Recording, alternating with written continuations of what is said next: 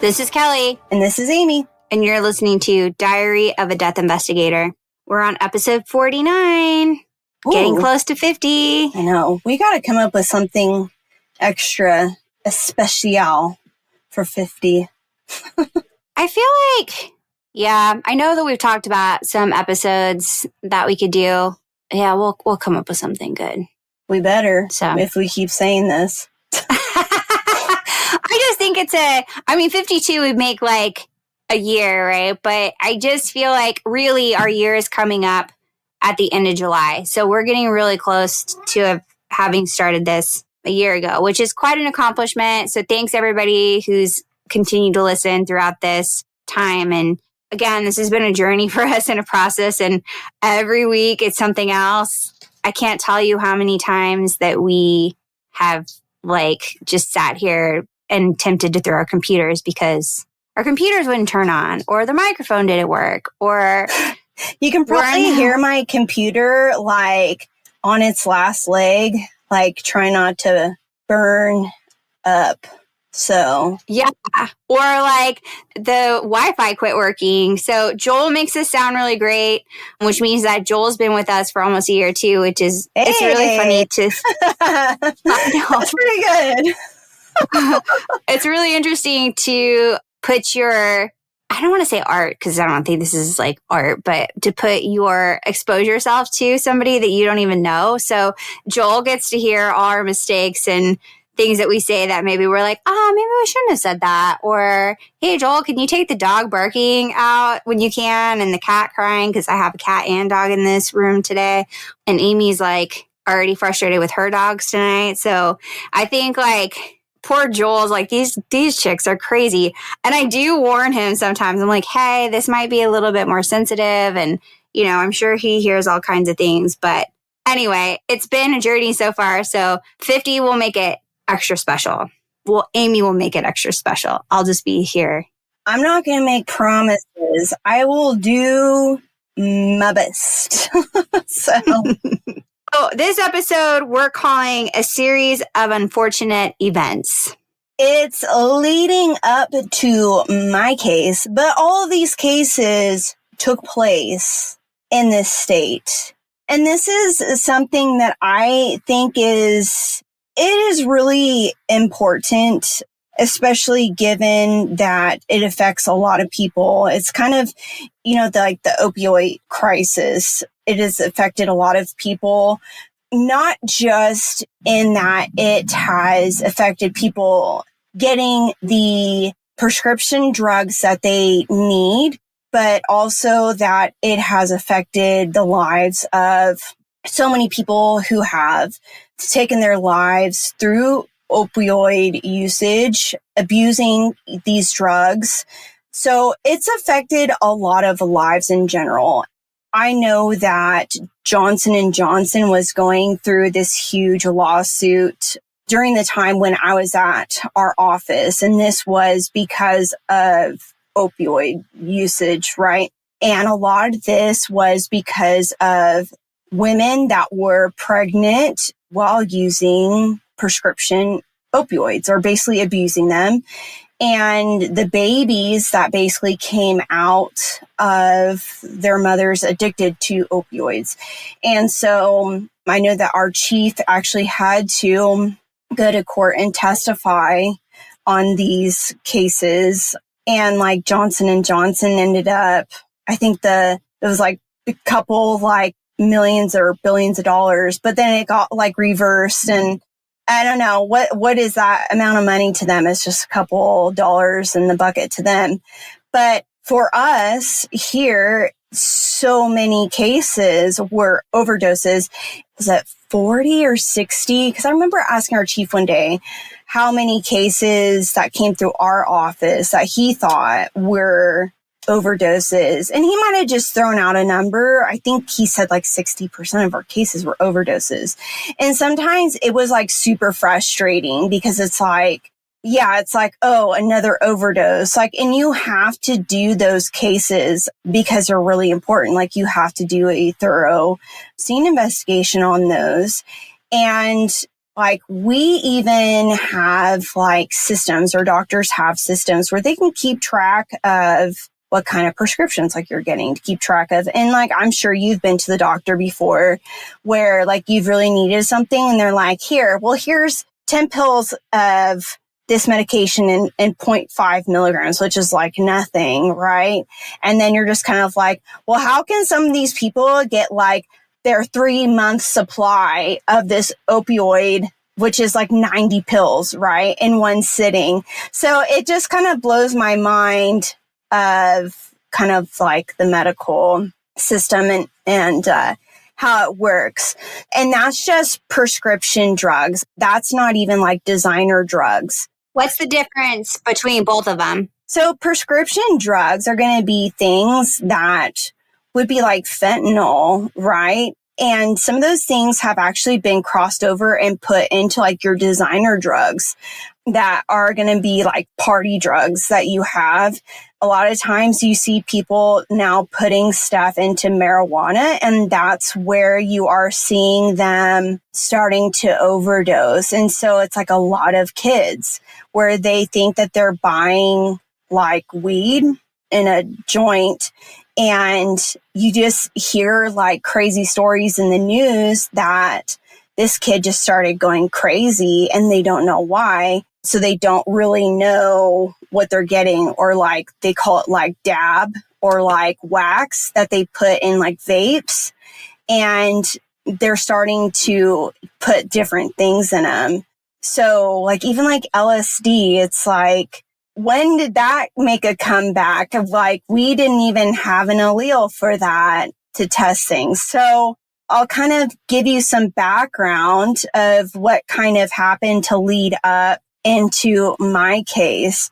So like I mentioned, this was kind of during the time of what they started calling like the opioid crisis, which has kind of been going on for a while, but this is where you started really seeing people like abusing fentanyl. And so like they were telling cops like, hey, make sure that you carry gloves with you, because they were talking about like the powdered form of fentanyl and like cops touching it with their hands and dying. It does not take very much. And people are like, oh, that doesn't cause them to die. Well, essentially, you're not going to die on the spot, but what's going to happen is you're going to have a reaction, because what happens is it's going to seep through your skin, it's going to go through your vessels, and then it's going to, like, you're going to have a heart attack or a stroke or something. And then basically you're going to either be in a coma or you'll die later, right? And so during this time, people were also taking like fentanyl patches, and then they would, like the small ones that you would get in a certain amount of, they were like slow, like time release, so that you would put, like, you're supposed to put on your skin. Would people lick those? Would they put them in their mouth? Yeah, they put them in their mouth, and then they actually pop them. So they break them open. And so you can... Oh, I saw it on Euphoria. Yeah, like you can get too much at once, because there's supposed to be a time release through your skin. So that makes sense. I remember seeing that when I was actually just working in the morgue part-time, and I was like, what is that? Because it's like this small little, they're like the size of like those Listerine strips. Yeah, that's what it looked like on TV. And I didn't know what it was, because I'm like, I don't know anything about drugs, which is good. But I was like, what is that? Why would she put that in her mouth? I mean, I didn't know what it was. But I do have a quick thing about fentanyl, because I didn't realize it's a pain thing, right? Like for like cancer, typically. So when Jeff had his colonoscopy done, sorry, Jeff, you should listen, I guess. Yeah, right? Oh, well, he'll never know. I remember the doctor, like, he's like, well, so doc, what are you giving me? And they're like, oh, we're giving you fentanyl. And you should have seen his eyeballs. He was like, wait, what? No. Like the stuff that's killing people? And they're like, well, but you know, it will be monitored. Like, we're giving it to you for this and the whatever. And so I was just like, whoa, because I can't have any of that kind of stuff. Right. So I was just like, you hear about it on TV and you see it on TV shows that are about drugs, obviously. That's, if you don't know Euphoria, not recommending it to anybody. It's a little edgy, but it was kind of like, whoa. Yeah. Didn't she got it because I think her dad had cancer or something? Was she taking her dad's drugs? I can't remember. But yeah, they typically, it is like, it's a hard drug. I mean, you can get addicted, and that's what these people just push it to a higher point. But yeah, it doesn't take much. So that's why they were saying, like, wear gloves. And at this point, like, we were even carrying Narcan kits with us. What's that? They're 2 little spray bottles. So we actually even had like to sign off on these. And it's basically going to, I mean, it's not going to like cancel out the effects of fentanyl, but it will keep you alive until paramedics arrive to a scene. But it's only going to last for about 30 minutes. So you have 2 of these. Now think about if I'm in the middle of nowhere up in the panhandle or wherever I am, I'm going to die before. Well, what do you get? Can you give it to yourself, or is someone supposed to know how to give it to you? Well, hopefully, if you know what's happening, but you would have to get back to your bag. I don't always carry my bag into a scene if it's a disgusting house, like we've talked about. Which is what we just talked about last week. Yeah. Or if it's super hot and I'm like climbing all over a place, which you would hope someone that you're with, an officer or something on scene, which officers typically carry these now too. So yeah, you have 2 of them and it should last 30 minutes each spray. And then you would spray one in one nostril. And then if you have to do it again, you spray it in the other nostril. But yeah, you carry Narcan with you, which now I think even teenagers are talking about. I think like Demi Lovato, one of her friends, I think saved her life that way. She was overdosing. And I think... But where do these people get it? They just have it on hand because they do drugs? Yeah, pretty much. If they know, like, yeah, they keep it with them. So, yeah, kind of crazy. So, yeah, we were carrying around Narcan in our bags. So, anyways, this was what was going on at this time. So these cases that kind of led up to this, we were working with the Bureau of Narcotics, where we were keeping track of overdoses, and we were helping them basically build these statistics and stuff of, like, it was a drug map, like an overdose map. So when someone overdosed, you basically said, like, where it occurred at and what type of drug it was. And if there was a trend of drugs happening, they were trying to track down where the sellers were so that they could make arrests. And it was pretty efficient. And I think I told you about the time that I had a guy overdose on cocaine, and they knew, the Homeland Security knew that it was coming from Mexico. So it was crazy that we were doing this at the same time, and they were successful in making some arrests. So we knew that some of these things were being laced into marijuana, and there were a lot of overdoses happening, and specifically to teenagers. And there are some high schools around here where these kids think it's super cool to vape and to dab, and that's THC. And a lot of this... Is dabbing just more... I've seen someone dab before, but is it like just more at once or more concentrated? It's a more concentrated, like, form. Is marijuana legal in your state? I think it is now. At the time, I don't think it was, though. Got it. Okay. So I don't think it was at the time. And certainly it's not going to be on a high school campus. So, right. Yeah, that was what was kind of crazy. So I remember before this case happened to me that there was a couple of cases, and this one specifically stood out to me. So this is actually from our local news, and this was 2 officers that were involved in this shooting and death of this individual. And so the PD gets a call from this guy's girlfriend, and the girlfriend calls and she says, my boyfriend just flipped out. I have no idea what's going on. And she said that they had both smoked wax that day, which is the form of THC, that I just explained. And so the officers had arrived to the scene, And the decedent had ran away from police and stripped off his clothes and was running around the neighborhood naked. And they had tried to taser him and it wasn't working on him. And so they ended up having to like physically confront him, and they were still having to taser him, and like it wasn't working. And so they're having to fight him to get him down. And then they ended up like shooting him because he was fighting them. And I remember actually seeing the officer's body cam footage of this. And this kid was beating the crap out of these officers. Like, he just seemed like he was invincible on this drug. And you're like, that is not THC. Like, THC is not going to make you the Hulk. So, of course, they had to put these officers on leave because anytime someone is killed, they have to do like a whole investigation. And they did a toxicology test, and of course they found the THC, but they found like there was something else like in his system as well. And so that's kind of the thing. They're like, that's kind of weird. Like, what is this thing? And this had been something that had popped up before.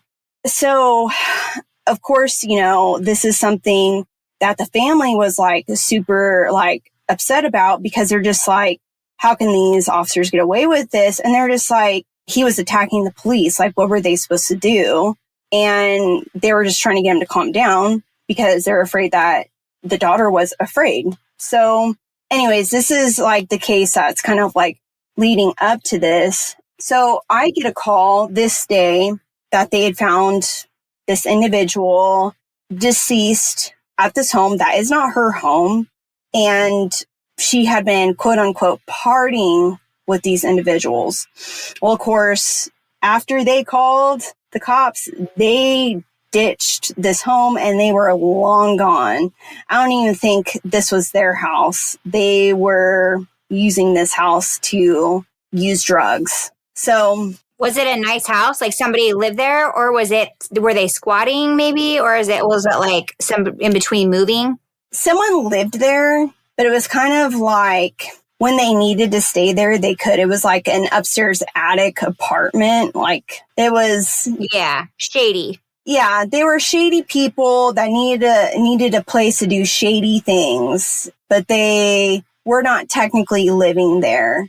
So the decedent had bought these drugs off of these other two people, and these other two people took off when she was dead. So were there any signs of them trying to like revive her or keep her alive? Well, they did call the cops for them to come at least try to revive her. So she did have some medical equipment on her at least. So I will say that I don't think it was a purposeful like overdose kind of situation. So it wasn't in that kind of way. But yeah, I thought that was weird that I got there and those other two people were not there. And that's not weird. They're doing shady stuff. If they sold it to her, they know. And that's bad for business. One of your clients dies. Yeah, well, they weren't necessarily the dealers. It's kind of like they're just like the distributors kind of people. Yeah, I know how that works. Yeah. So she's on the floor upstairs.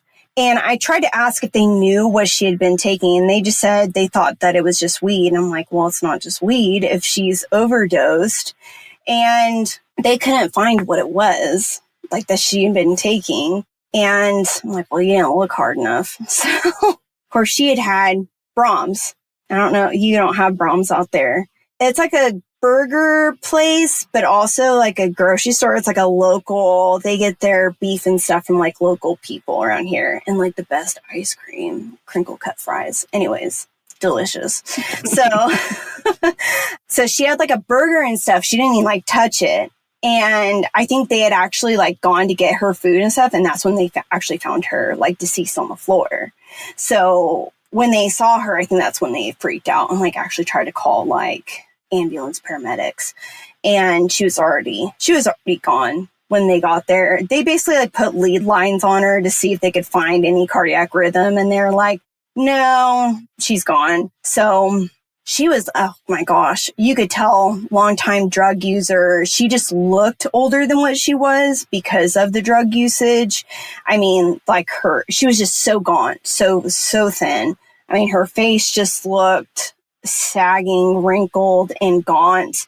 And just her frame just looked so tiny. Like her clothes just like hung off of her. It was actually quite sad. And she, of course, they had like a blunt out that they looked like they were getting ready to roll. And I looked through the trash can because where's the first place? It's either going to be the toilet or the trash can. And there's not a toilet upstairs. I think they actually like had a bucket that they used to go to the bathroom upstairs, but it's not like you can flush a bucket. So, hey, you know what? It was cleaner than the last house that I was talking about. So, yeah, like I said, looks can be deceiving, Kelly. So, yeah, I'm like looking around. There's like the trash can, which you always have to be careful too, because you don't know if they're using needles.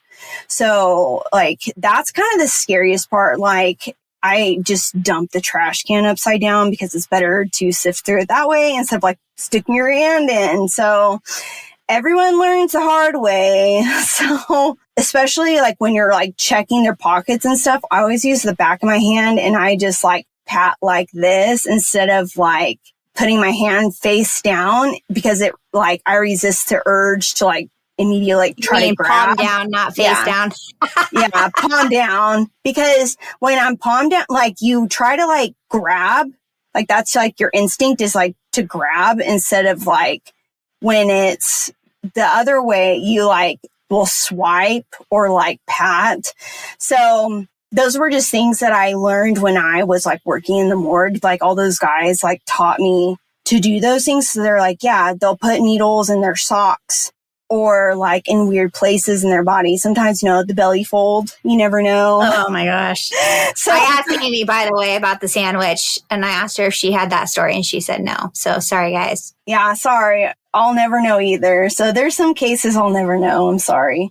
So I didn't actually find anything like in her actual pockets or like on her person. In her, like she had a purse and I just found like the weed. But when I turned the trash can upside down, they had these little balled up pieces of foil that were like literally crushed so small. So I had to like sit there and like undo these pieces of foil. And there were these like white tablets and I couldn't tell what they were. Usually you can look up what tablets are, but what they had done were they were soaking them in their mouth to dissolve them to make it into like a powder form so they could crush it up. And then they would put it into, it looked like they were putting it into their marijuana. So they were lacing their marijuana with this white powder from this tablet. Okay, so but why did they throw them in the garbage can? Because they probably didn't think I was going to look in there to see. Why wouldn't they just take them with them? I don't know. So that was just the remainder of it. So it made it look like. Well, they were probably thinking the cops are there and they didn't want them. I mean, if they were getting searched, they probably didn't want that found on them if they were getting searched by the cops.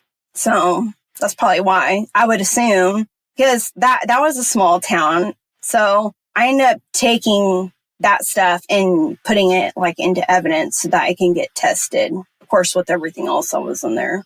So that's what I took back. And so it turns out that case was actually fentanyl laced with marijuana. And that was going to be one of the other cases, which that was leading on with how many other cases? One of them was laced with like LSD, like I said. And these were like weird cases that, like I said earlier, like our lab didn't even have like the allele, which we had like a state of the art lab at the time to like test these things. Cause like who's doing LSD after like the 70s? So like they were having to like send it like to the Mayo Clinic to have it tested. So like people were lacing weird things. It's like you're not getting high enough off of this THC, so you're like putting stuff into it. So it was weird because this was happening in which I'm like, who has the money to buy these like fentanyl tabs? I don't know. And where are you getting that? Because I'm sure that these cost like an arm and a leg just to get a couple of these tabs, because they don't give those out like candy. So it was weird. I've never gotten any. I don't know, but I'm sure whoever stole them off of someone or stole them from their grandma is probably charging people buttload for them. So I miss my calling as a drug dealer. I mean, hey, I'm just saying, I'm sure fentanyl was going for a pretty penny on the street. So yeah, it was really weird to see that. Yeah, fentanyl laced with marijuana. Who knew? Did they end up catching the dealers that you originally were started talking about, how all these weird cases started happening and everything? Did they end up catching anybody? I'm not sure, because that's not something that like they necessarily relayed to me. It wasn't, because they're a different bureau. It's not like they necessarily dealt directly with us.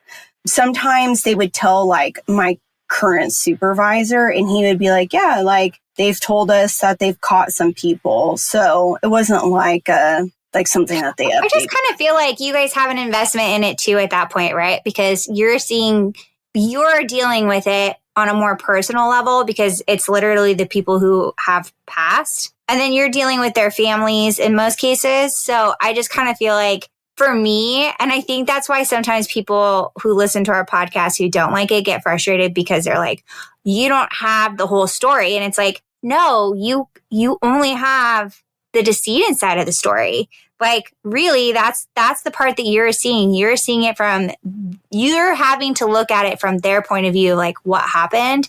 You're not getting to look at it, right, from an investigator point of view, like a detective. I can tell you, I had this baby case which baby cases are some of the hardest cases to work, not just because of the situation, but sometimes they used to call it SIDS. Now they call it SUDI. And it's sudden unexplained infant death incident, I believe. And so sometimes you just don't know, like babies just don't wake up and you don't know why. And it's really hard because like you don't know how to explain that to families. And there was one case that I had, and I was literally so invested in that case. Like, it was already really hard. The parents were very, very young, like 20 years old, but it was more the grandma. The grandma was just like the sweetest woman. She was like maybe 50, and like you could tell like she just loved it. Like that was basically like her baby. And, you know, she just wanted to know why. And I talked to her almost every day, even on my days off, because she just wanted to know like what was going on in the case, which rightfully so, which I was getting frustrated because it had been 6 months, and it was a resident that was not a resident. It was a pathologist that was not necessarily hired with our agency, but she was doing like her last year of schooling under our office. And she liked to tell me that she went to this prestigious school and that she knew what she was doing. And I was like, I understand, but this family really needs some kind of update because it's been 6 months. No one takes 6 months. Like, well, it's closure for them a little, right? Like yes. There's guilt and everything, and you can't. And she, every time I tried to ask her, she just told me the same. I'm like, I don't care if you went to Harvard. Like, I do not care. But to me, I'm the one that saw the family crying and everything else. Like, I literally took that baby and put it in the backseat of my vehicle and drove it personally up to the office and told that family I was going to drive it safely there myself. You know, like I said, I was going to take care of it. So I meant that. And I don't even know what they decided on that case because I was gone from that office, but I was invested in that case. Like, and I was invested like that in a lot of cases. And for me to not know, like, yeah, that drives me crazy too, because I mean, I get it. Some people are detached from their cases, but I am not. And I think that's why I am good at what I do, because I want to know for them. I think because I would hope somebody would treat my family and my friends the same way. So yeah, it drives me crazy too. I get it. Because I don't even know about my own cases on some of them, okay? Well, So that's why we try to do, like, where are they now? We probably owe you guys one. I don't want to do that for 50, but maybe we do it for, like, between 51 and 55. That way we can go back and it gives us time to go back and check some of these cases, where some of these people are at, maybe some of the things that have happened. But even the last time we did one, I mean, we didn't get a ton of information on people except for the guy who, and hashtag adulting. ugh. The internet will tell you a lot of things, people. Be careful Kelly what will find out whatever about you don't want her to know, just so you know. Don't get on my bad side. Seriously, I did think about, like, if anybody out there needs some PI work, let me know on the side. I'm always looking for a side hustle. But she has too many already. Yeah, that's funny. I don't have any good side hustles. We're trying still, guys. We appreciate you listening. Like we said earlier, we're trying to make this a nice side hustle. We're trying to get a studio. If you set have up. someone that wants to sponsor us so we can make some money, we would love that. Instead of spending a bunch of money. No, but, please make sure to like or leave a review for us. Or if you don't like us, you can still email us at kelly@diaryofadeathinvestigator.com or message us on Instagram, Diary of a Death Investigator, to let us know. To let us know what? If you don't like us? Yeah, if you don't like it, or there's something that you would change, or, there's some things we have taken the feedback, and we have we know that we don't always solve the case, or you don't always get the outcome that people want. We've talked about that. We've talked about why you say Riger instead of rigor. Say, be ready for that smoke. Yeah, I mean, there's just, there are reasons to why I do things. It's like people wash their belly buttons, and why don't other people? I don't know. That's gross. Ew, one day you'll have to tell a story if you've seen any dirty belly buttons. I've seen dirty a lot of things. Okay. So I've seen podcasts where people, or not podcasts, TikToks, and it's famous people, and they're like, ew, only poor people use washcloths. And I'm like, well, what do you use? And I'm like, at least and they're like, I just let the water fall down my body to my feet. I'm like, you probably have fungal feet. Or they waste a lot of water because you're sitting in there for a long time. No, they're probably disgusting human beings. When I get out, my body better look raw from me scrubbing. I don't when I've left those hoarder houses, Kelly, you cannot scrub your skin hard enough. And I'm just saying, those things that say do not use on bare skin, I am using all of them on my bare skin. She did. I don't know if I said this on the podcast, but I needed to clean something, really clean something. So Amy told me about these wipes to get, and I bought them, and I bought the latex gloves to go with them. However, I moved them from the counter for some reason to the table, and they had leaked. And I don't know if I did or if my husband did. I think he did. He put it on there, but he didn't know what I ordered, so not his fault. But it leaked, and it took off the finish of a custom table, and I did have to tell him. Now, I don't I don't think I see it now. I don't see it now because mostly my table's covered with a bunch of crap, but good solution for everything. But yeah, he wasn't super happy about that. But he's like, why did you get these wipes? And I was like, because they're supposed to be really good. And I didn't realize they would take off the finish of. I told you they were good. Yeah. So anyways, they sat outside for a really long time until I could figure out what to do with them. But maybe we'll put them up. Maybe we'll have like an Amazon storefront or something for all the stuff that Amy has recommended. You get hepatitis C, AIDS blood on your face, you whip out those wipes, and you scrub your skin raw. That is not seeping through your pores. Instead, your insides are going to be like, we're dying. I'd rather that than have that blood on my face. I'm just saying. Well, with that. On that note. Thank you guys for listening, and we'll try to do something nice for 50. It's all on me. And until next time. All right, bye.